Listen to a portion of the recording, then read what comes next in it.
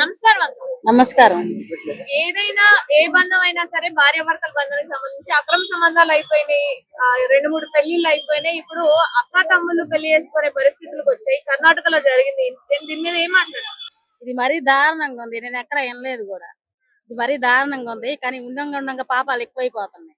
అందుకే బాగా భూకంపాలు అన్ని కొట్టకపోతున్నాయి ఊర్లు. అసలు అట్లా జరగకూడదు కదా.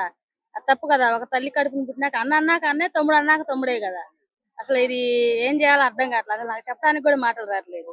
ఇది చాలా దారుణంగా ఉంది. చాలా రోతగా కూడా ఉంది. వినటానికి కూడా రోతగా ఉంది. అన్న అన్నాక అన్నే, తమ్ముడు అన్నాక తమ్ముడే. అసలు ఇలా చేయటం ఏంది? బుద్ధి ఉందా లేదా? అసలు చదువుకుంటున్నారా లేదా అర్థం కావట్లేదు నాకు. ఒక ఇంట్లో చెల్లిని చేసుకోవటం ఏంది అన్న? ఇది చాలా రోతగా ఉంది. వినటానికి కూడా ఇంకా ఉండంగా వాళ్ళని చూసి వేరే వాళ్ళు కూడా అలా తయారవుతారో అనిపిస్తుంది. చంపి పడేయాలి అట్లాంటి వాళ్ళని అసలు ఉంచకూడదు. అది నాకు తెలిసినంత వరకు అయితే అదే.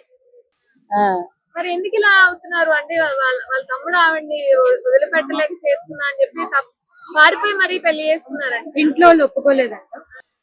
ఎంత దారుణంగా ఉంది. ఇంట్లో వాళ్ళు దేనికి ఒప్పుకోవాలా? వాళ్ళు పారిపోయి పెళ్లి చేసుకుని ఇంట్లో వాళ్ళ మీద కేసు పెట్టారు. అట్లయితే వాళ్ళని పట్టుకొని జైల్లో వేయాల. వాళ్ళని చూసి మళ్ళీ వేరే వాళ్ళు చేస్తారనమాట. అట్లా ఉండకూడదు. అసలు అది ఇంకా బారుకి కొనసాగకూడదు.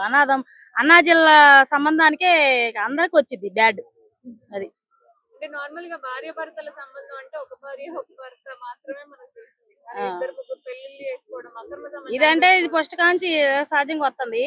కానీ అన్నా జిల్లా చేసుకోవటం అంటే అది అసలు అది చండాలంగా తినటానికి కూడా అది అసలుకి అది కొనసాగకూడదు.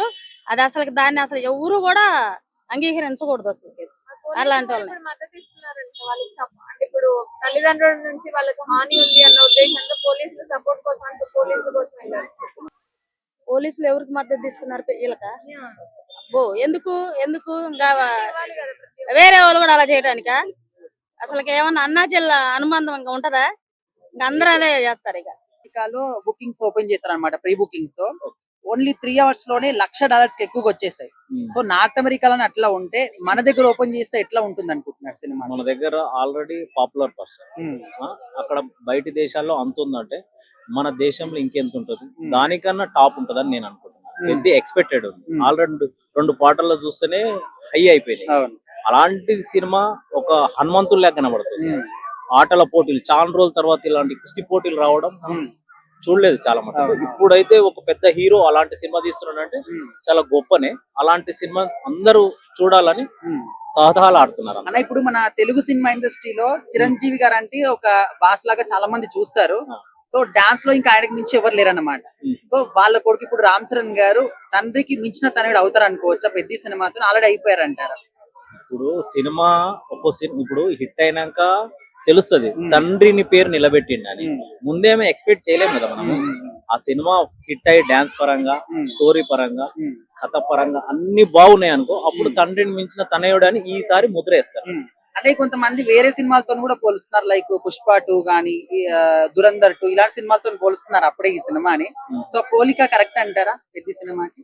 ఇప్పుడు స్టోరీ ప్రజలకు నచ్చాలి. ఏ సినిమాతో ఏది పోల్చినా అది వేరే. 2 పాటలతోనే చాలా సినిమాలకు దెబ్బలు పడ్డాయి. ఎందుకంటే సినిమా బాగుంటది అని ఎక్స్పెక్ట్ చేస్తున్నాం. పాటలే ఇంత బాగున్నాయి, స్టోరీ ఏ విధంగా ఉంటది, మన తెలుగు ప్రపంచాన్నే ఏలే స్థాయిలో ఉండాలి అని పెద్ద అని చాలా మంది కోరుకుంటున్నారు. అదే స్థాయిలో ఉంటదని మేము అనుకుంటున్నాం.